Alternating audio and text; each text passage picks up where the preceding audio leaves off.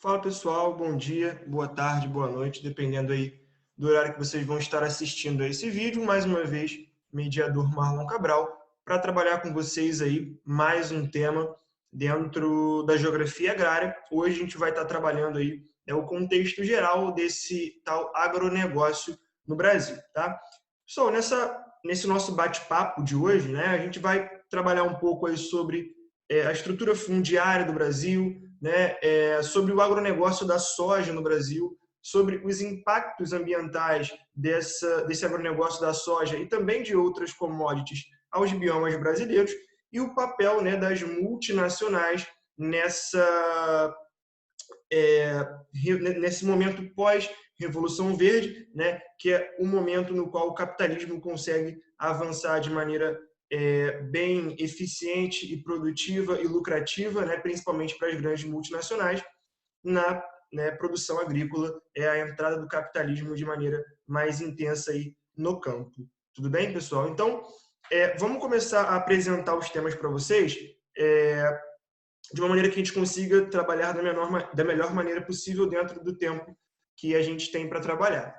Beleza? Pessoal, de início eu quero, né, comentar com vocês um pouco sobre, né, a estrutura fundiária do Brasil, que seria basicamente a forma como o Brasil distribui suas terras, tá?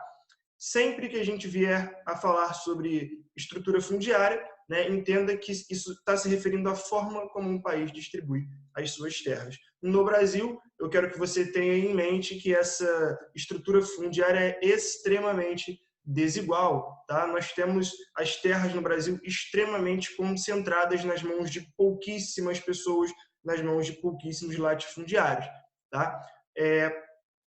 Um dado aí aproximado no qual a gente tem 46% das terras, né, concentradas nas mãos aí de apenas 1% dos donos de terras, dos latifundiários. Beleza? Então a gente tem uma estrutura fundiária que é extremamente concentrada, com o predomínio de grandes propriedades, beleza? Grandes propriedades concentradas nas mãos de poucas pessoas, de poucas famílias, o que intensifica, né, a violência no campo, né, o êxodo rural, beleza? Violência no campo no sentido da dificuldade do acesso à terra por parte dos pequenos produtores e quando conseguem ter acesso à terra através da posse, né, aquele contexto no qual esse camponês ele se torna o posseiro, o dono daquela terra, né, de uma terra devoluta, né, uma terra na qual, se ele ficar ali por 5 anos, ele, através da lei do uso capião, consegue, né, ser o dono legal dessa terra. A gente tem uma violência muito grande no campo contra esse produtor, né, que é feita pelo grileiro, que é aquele falsificador, né, que, né, enfim, leva o documento falso, diz que a terra é dele, aquele conflito clássico que causa muita violência no campo entre poceiro e grileiro, né? Por que a concentração de terras, essa estrutura fundiária muito concentrada causa conflito no campo, né? Porque cada vez mais esses grandes latifundiários querem, né, expandir os seus cultivos, né, de monocultura para exportação dentro dessa ideia do agronegócio e acaba avançando para cima de terras indígenas, para terras de poceiros e causando uma violência no campo muito grande no Brasil. Tudo bem? E causa muita violência também nas áreas urbanas, uma vez que você aumenta o êxodo rural, aumenta a migração em direção às cidades e você acaba por causar um processo de macrocefalia urbana, um conceito importante para a sua prova, que seria, né, um momento em que os serviços da cidade se tornam saturados por conta do excesso de pessoas que promoveram a migração em direção a essa cidade. Tá? Então, vamos ficar atento que realmente são muitos conceitos, muitos temas para ser trabalhados dentro dessa ideia, são muitos impactos que a concentração de terras causa no Brasil, beleza? Então, a gente vai apresentar os temas para vocês da maneira mais clara possível para que vocês consigam desenvolver os estudos em casa. Tudo bem? Então, estrutura fundiária brasileira, pessoal, extremamente concentrada, perdão, tá? Muitas terras para poucas pessoas, beleza? E muitas pessoas sem acesso à terra. E a gente vai ter na figura do MST, o Movimento, né, Sem Terra do Brasil, beleza? Que vai ser o principal agente aí, né, em busca, né, da reforma agrária, que seria fazer cumprir, né, a nossa Constituição, no qual as terras devem ter função social. Se não está tendo função social, deve ser destinada à reforma agrária beleza? Vamos seguir. E aí, pessoal, o Brasil é um país que sempre concentrou terras, concentra terras até hoje, na figura de famílias, inclusive, muito conhecidas, beleza? Do período colonial brasileiro, tá? Um processo já que é muito antigo, que remonta lá, né, às capitanias hereditárias, aquele contexto no qual Portugal viria, né, a distribuir o que lhe pertencia aqui nas Américas em capitanias para melhor controlar, beleza? E ali você tinha aquela ideia das seis marias, né? As terras só podiam ser doadas, né, ou herdadas, beleza? E aí você já tem um processo de concentração de terras no Brasil que ele já vem do período colonial. No século XIX, a terra até se torna mercadoria com a Lei de Terras de 1850. Você pode comprar terra, mas quem tem dinheiro para comprar terra é quem já tem terra, o que faz com que, né, a gente aprofunde a concentração de terras a partir dessa Lei de Terras de 1850. Beleza? E aí a gente começa um processo de distribuição de terras no Brasil já concentrado com as capitanias hereditárias, um processo que se aprofunda a concentração com a Lei de Terras, beleza? E para falar um pouco de um período mais recente, eu quero comentar com vocês sobre o momento da chegada das leis trabalhistas. Sim, as leis trabalhistas que são criadas pelo Vargas no seu primeiro mandato ali, que são criadas apenas nas áreas urbanas, em 63, 64, essas leis elas vão chegar ao campo, ao trabalhador rural. E aqueles donos de terra no Brasil que sempre estiveram acostumados a ter uma mão de obra, né, escrava ou análoga à escravidão, né, e não ter que pagar direitos, para ficar mais claro para vocês, não ter que pagar direitos para o seu trabalhador, ele se vê tendo que começar a pagar direitos a partir ali, principalmente do Estatuto do Trabalhador Rural, né? E aí o Brasil vai aproveitar, né, na verdade, esses donos de terras, os grandes empresários rurais, para adentrar ao mesmo processo que o mundo vinha já adentrando desde a década de 50, desde a década de 60, tudo bem? E vai chegar no Brasil um pouco mais para os anos 70, tá, gente? Seria esse processo de Revolução Verde. Já comentamos disso em outras aulas. Revolução Verde, processo de modernização da agricultura, beleza? Introdução de novas tecnologias agrícolas para o campo, tudo bem? Vai ser um movimento que começa ali no pós-Segunda Guerra Mundial, contexto da demografia no qual o mundo está passando pelo baby boom, né? Aquele contexto da explosão demográfica, tudo bem? No qual a gente vai ver um discurso por parte, né, dos principais líderes desse processo, né, da Revolução Verde, que são as grandes transnacionais, já, né, um discurso de aumento da produção de alimentos para combate à fome dessa população que está crescendo no pós-guerra, né? A gente vai ver uma produção realmente aumentar, beleza? A produção de alimentos ela vai realmente aumentar após a Revolução Verde.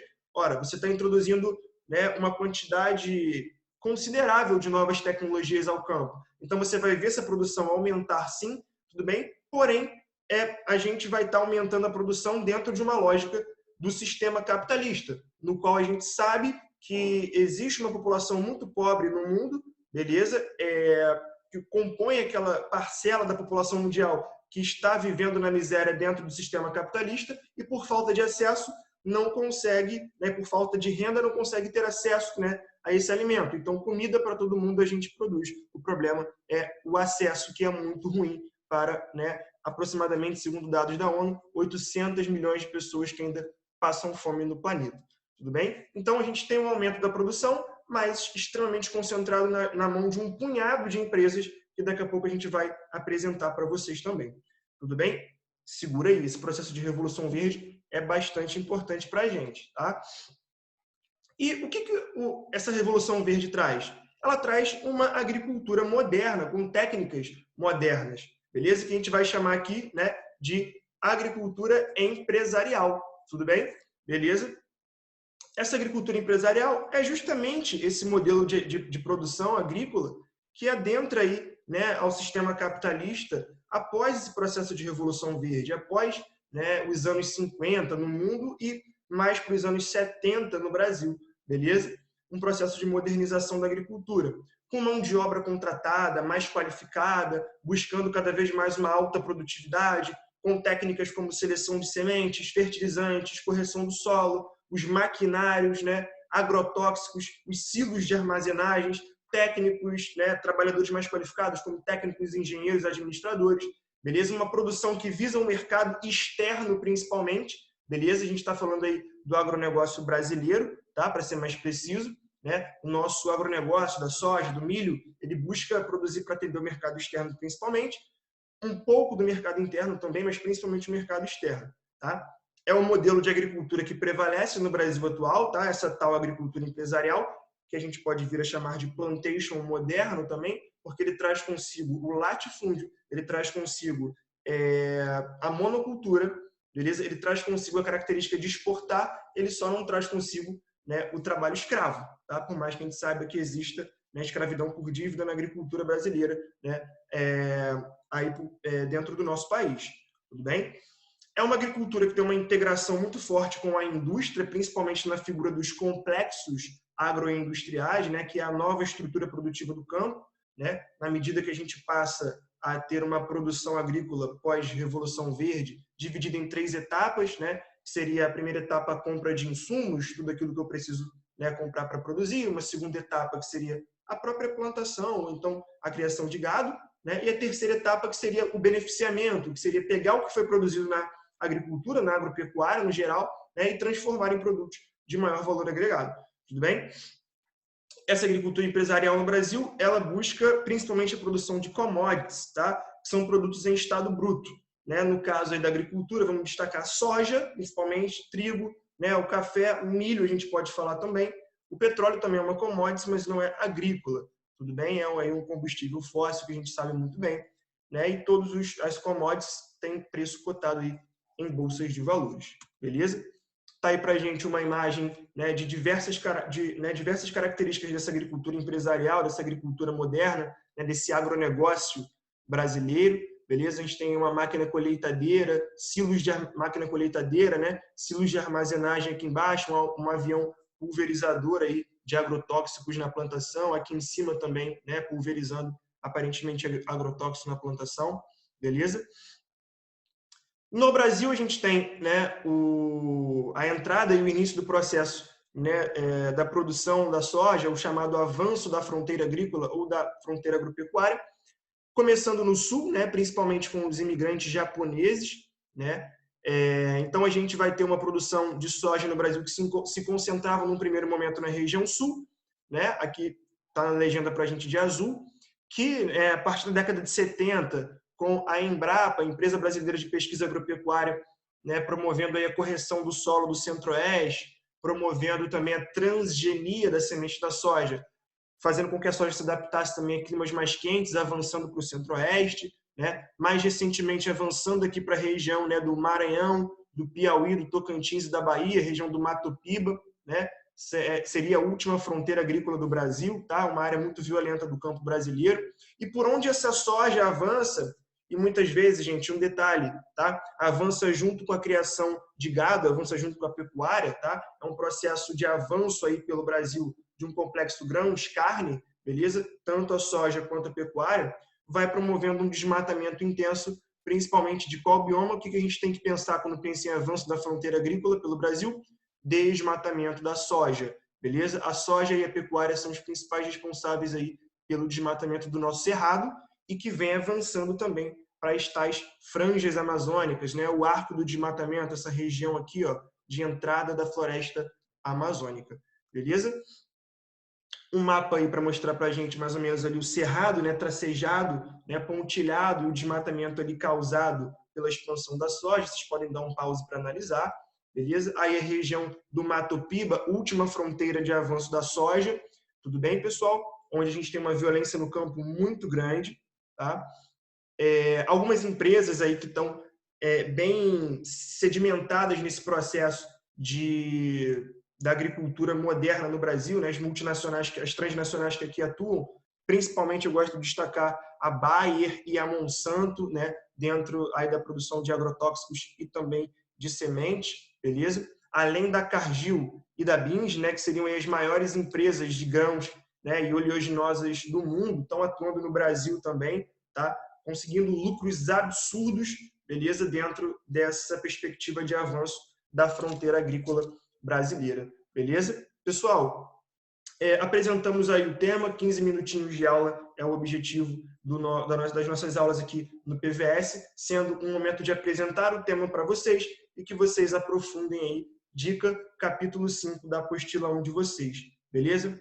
Cai para dentro, bons estudos, beleza? O PVS está aqui para ajudar vocês e vamos em busca da aprovação, né, no vestibular, beleza? Grande abraço e até a próxima.